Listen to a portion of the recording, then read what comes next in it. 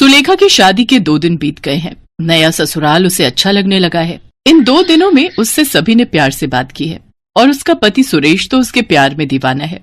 सुलेखा सपनों की जिंदगी जी रही है, लेकिन रात को उसका पति उससे कहता है, सुलेखा, आज 2 दिन हो गए हैं हमारी शादी को, तुमने अभी तक रसोई में कदम ही नहीं रखा।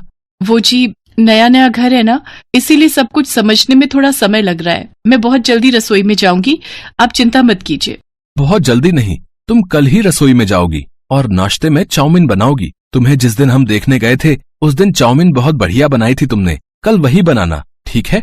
ये सुनकर सुलेखा घबरा गई। वो मन ही मन सोचने लगी, अरे अब क्या बोलूं इन्हें क्या पता कि मुझे खाना बनाना ही नहीं आता।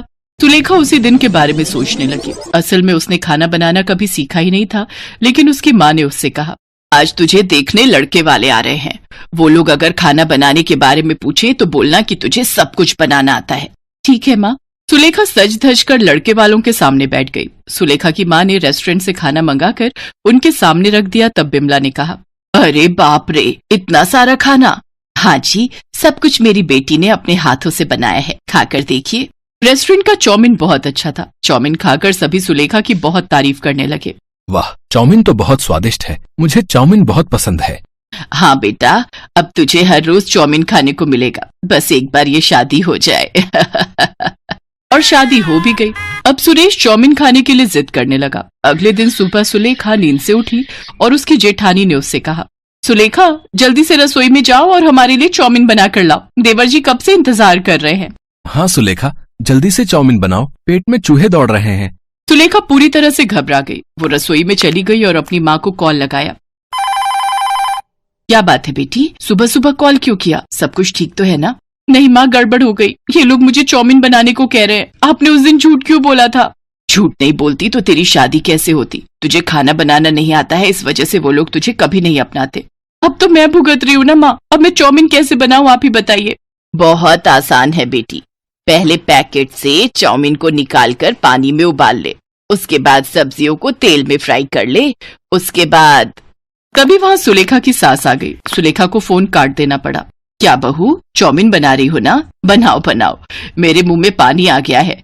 क्या जबरदस्त चाउमीन बनाई थी तुमने उस दिन। धन्यवाद माँ जी, लेकिन क्या तुम्हें कुछ मदद चाहिए क्या? नहीं, मदद की जरूरत नहीं है, मैं कर लूंगी। ठीक है बहू, अब जल्दी से बनाओ। ये कहकर बिमला चली गई। सुलेखा ने फोन की ओर देखा, फोन की बैटरी खत्म हो गई थी। अरे यार, ये भी कोई टाइम है बैटरी खत्म होने का। माँ ने क्या कहा था, चाउमीन को पानी में उबालना पड़ेगा। हाँ, मैं वही करती हूँ। सुलेखा के पसीने छूटने लगे, लेकिन सुलेखा ने हार नहीं मानी। उसने पैकेट से चाउमीन निकाली और उबलते हुए पानी में डाल दी। जब तक चाउमीन उबल रही है मैं सब्जी काट लेती हूँ, गाजर, बीन्स और प्याज। हाँ, इतना तो पता ही है मुझे। सुलेखा गाजर काटने के लिए तैयार हो गई। उसने एक हाथ में गाजर को पकड़ा और एक हाथ में चाकू को पकड़ा। वो जैसे ही गाजर को काटने गई, वैसे ही गाजर उसके हाथ से फिसलकर बर्तनों से टकरा गई। सारे बर्तन नीचे गिर गए। बर्तन गिरने की आवाज से बिमला और सावित्री वहां आ गई। क्या हुआ बहू, क्या हुआ? बर्तन कैसे गिर गए? तू ठीक तो है ना सुलेखा? हाँ दीदी, ठीक हूँ। वो माँ जी, बर्तन में हाथ लग गया था। आप चिंता मत कीजिए, आप लोग जाइए, मैं चाउमीन बनाकर लाती हूँ। बिमला और सावित्री चली गई। सुलेखा बहुत मुश्किल से गाजर काटने लगी। गाजर को उसने मोटा मोटा करके काट लिया। उसके बाद उसने उसी तरीके से बीन्स भी काट लिया। लेकिन उसके बाद जब वो प्याज काटने लगी तब उसके तोते उड़ गए। प्याज काटने की वजह से उसकी आंखें जलने लगी। उसकी आंखों से आंसू गिरने लगे। ये क्या हो रहा है मेरे साथ? इससे अच्छा तो मैं शादी से पहले खाना बनाना सीख लेती।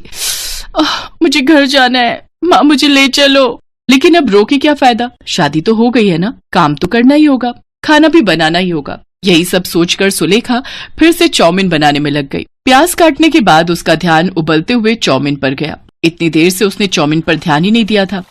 उसने देखा वो चाउमीन ज्यादा पक गया है। अरे ये क्या, ये चाउमीन तो चाउमीन जैसा रहा ही नहीं, ये तो खीर जैसा लग रहा है। हे भगवान, मैं किसी काम की नहीं हूँ, मेरा क्या होगा? तभी बाहर से सुरेश चिल्लाया, सुलेखा, और कितनी देर लगेगी? मुझे काम पर भी जाना है। लाती हूँ, बस 5 मिनट दीजिए। सुलेखा ने जैसे तैसे उसी ज्यादा पके हुए चाउमीन में सब्जियों को मिला दिया और उन्हें बिना कोई तेल मसाले के तेल में तल दिया। उससे जो चीज बनी उसे देखकर सुलेखा को ही उल्टी आ गई। ये तो दिखने में बिल्कुल गोबर जैसा है। हे प्रभु, आज मुझे बचा लो। चाउमीन लेकर सुलेखा रसोई से बाहर आई और खाने की टेबल पर रख दी। उसके दिल की धड़कन बढ़ गई। अरे वाह, क्या चाउमीन बनाई है तुमने? हाँ बहू, दिखने में तो बहुत सुंदर है, पता नहीं खाने में कितनी स्वादिष्ट होगी। चलिए माँ जी, शुरू करते हैं। तीनों चाउमीन खाने लगे। सुलेखा के दिल की धड़कन तेज हो गई। कैसी बनी है चाउमीन? बहुत स्वादिष्ट, तुम भी खाओ। रुक जाओ, मैं तुम्हें अपने हाथों से खिला देता हूँ। सुरेश ने अपने हाथों से सुलेखा को चाउमीन खिला दी और वो चाउमीन मुंह में जाते ही सुलेखा को नानी याद आ गई। उसने अपने मुंह से चाउमीन को थूक दिया। थू थू थू थू, ये तो बकवास है। कैसे खा रहे हो आप लोग? मुझे माफ कर दीजिए, मुझे चाउमीन बनानी नहीं आती, मुझे कुछ भी बनाना नहीं आता। माँ ने उस दिन झूठ बोला था ताकि मेरी शादी हो जाए, मुझे माफ कर दीजिए। अब तीनों हंस पड़े। हमें पता है बहू कि तुम्हें खाना बनाना नहीं आता है। क्या पता है? लेकिन कैसे पता चला? उस दिन तुम्हारे मायके से लौटते वक्त हमने डिनर के लिए एक रेस्टोरेंट से चाउमीन ले ली थी। खाने के बाद हमें बिल्कुल वैसा ही टेस्ट आया।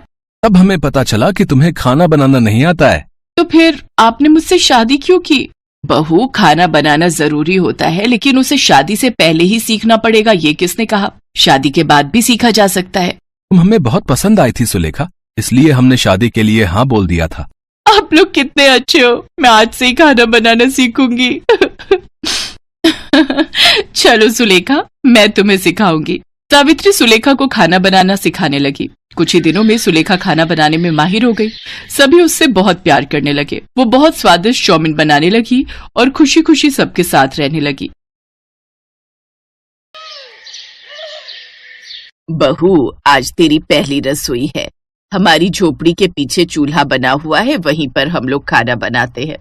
सासू माँ, हम लोग भी मिट्टी के चूल्हे पर ही खाना बनाते थे। बताइए क्या बनाना है खाने में? बहू, ऐसा कर, सबके लिए 4-4 रोटी बना ले, मैं तब तक प्याज काट लेती हूँ। तभी वहां पर पायल की ननद मोहिनी आ गई। माँ, आज भाभी पहली बार हमारे घर आई हैं, हम उन्हें प्याज रोटी खिलाएंगे। अब क्या कर सकते हैं बेटा। मोहन घर के बाहर से उनकी ये सब बातें सुन रहा था। उसकी आंखों से आंसू छलक रहे थे। खैर, पायल ने सबके लिए रोटियां बना दी और सभी लोग बैठकर खाना खाने लगे। सभी लोग खाना पीना खाकर सो गए। अगली सुबह मोहन जल्दी उठ गया। उसने अपना बोरा उठाया और बाहर कबाड़ बिनने निकल गया। आजकल लोगों ने कूड़ा कचड़ा तो सड़क पर फेंकना ही बंद कर दिया है। तभी मोहन को एक कूड़ादान दिखाई दिया। लगता है ऊपर वाले ने मेरी सुन ली। सारा कबाड़ मुझे उस डस्टबिन के अंदर मिल जाएगा, जिसमें खाने का ढेर सारा सामान पड़ा हुआ था। अरे वाह, इसमें तो ढेर सारे पराठे, मटर पनीर और चावल भी हैं। ये खाना भले ही जूठा हो, लेकिन खाने में तो सही ही है, अभी खराब भी नहीं हुआ है। मोहन ने सारा खाना बटोर कर अपने पास रख लिया और फिर से अपने काम पर लग गया। धीरे धीरे शाम होने लगी। शाम को पायल की ननद ने उससे कहा, भाभी, आज रविवार का दिन है और हमारे गांव में रविवार को बाजार लगती है, चलिए मैं आपको घुमा लाती हूँ।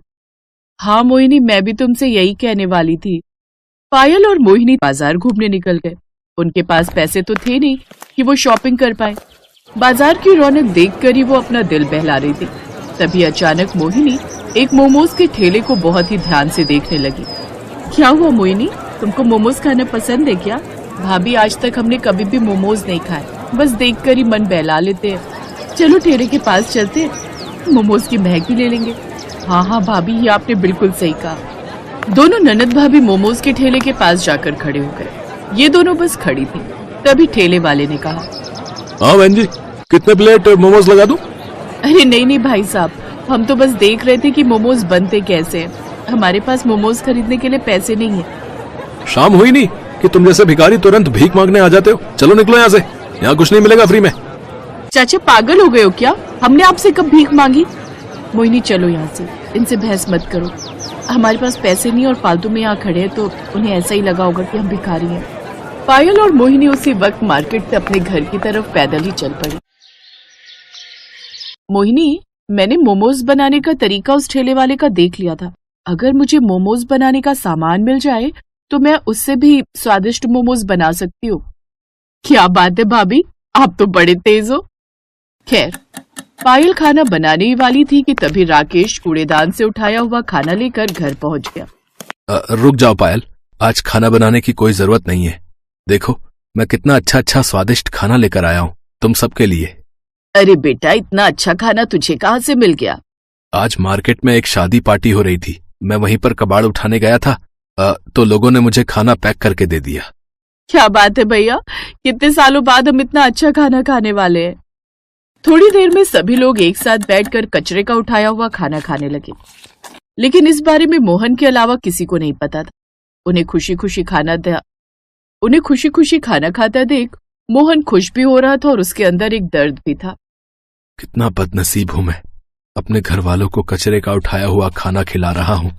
लेकिन कोई बात नहीं, खाना खराब तो है नहीं, इसी बहाने इनके चेहरों पर थोड़ी सी खुशी तो आई। लेकिन आधी रात में ही सभी का पेट खराब होने लगा। सभी लोग बार बार लोटा लेकर खेतों में शौच के लिए जाने लगे। मोहन भी कई बार शौच करने गया, तभी उसकी सास ने कहा, मोहन बेटा, ये कैसा खाना लेकर आया था तू? हम सबका पेट खराब हो गया।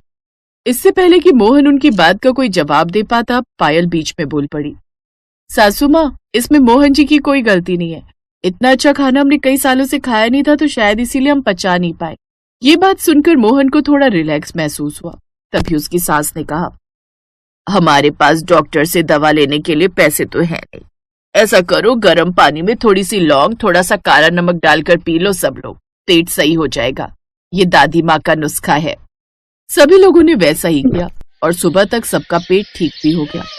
मोहन काम पर जाने वाला था कि तभी उसकी बहन मोहिनी ने उसे रोक लिया। भैया, हम सबको ना मोमोज खाने का बहुत मन कर रहा है। भाभी का भी बहुत मन है मोमोज खाने का। उन्हें मोमोज बनाना आता भी है। शाम को जब आप आना तो मोमोज बनाने का सामान लेते आना। बहन, मोमोज बनाने का सामान बहुत महंगा मिलता है। प्याज, आलू, हरी मिर्च, लहसुन, ये सब तो हम अपने घर के बाहर खुद ही उगा लेते हैं। जो पैसे मैं कमाता हूँ उससे घर चलना ही मुश्किल है। फिर भी मैं कोशिश करूंगा। कोशिश नहीं, लेकर आना भैया। एक बहन होकर मैं आपसे जिद भी नहीं कर सकती क्या? मोहन उसी वक्त अपने आंसुओं को छुपाते हुए काम पर निकल गया और सड़कों पर कूड़ा बिनने लगा।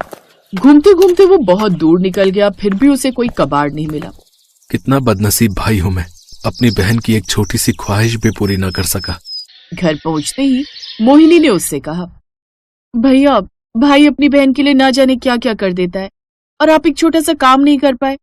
मोहन की पत्नी पायल थोड़ी समझदार थी। वो अपने पति के दर्द को थोड़ा थोड़ा महसूस भी कर सकती थी, इसलिए मोहन के बोलने से पहले ही उसने कहा, पायल, हर भाई चाहता है कि वो अपनी बहन की हर ख्वाहिश पूरी करे। अपने भाई से इस तरह जिद नहीं करते। लेकिन भाभी, मैं तो सिर्फ मोमोज खाना चाहती हूँ। कौन सा राजमहल मांग लिया मैंने? तुम मोमोज खाना चाहती हो ना? आज रात में तुम सबके लिए मोमोज ही बनाऊंगी। लेकिन बहू, हमारे पास तो मोमोज बनाने का सामान ही नहीं है। सासू माँ, हमारे पास आटा है, नमक है, तेल है, आग जलाने के लिए लकड़ियां है, खाना बनाने के लिए मिट्टी का चूल्हा भी है। हमने अपने घर के बाहर हरी मिर्च, आलू, प्याज, लहसुन ये सब उगाई रखा है। ये सब मिलाकर मैं इतने अच्छे मोमोज बनाऊंगी ना कि आप लोग उंगलियां चाटते रह जाएंगे।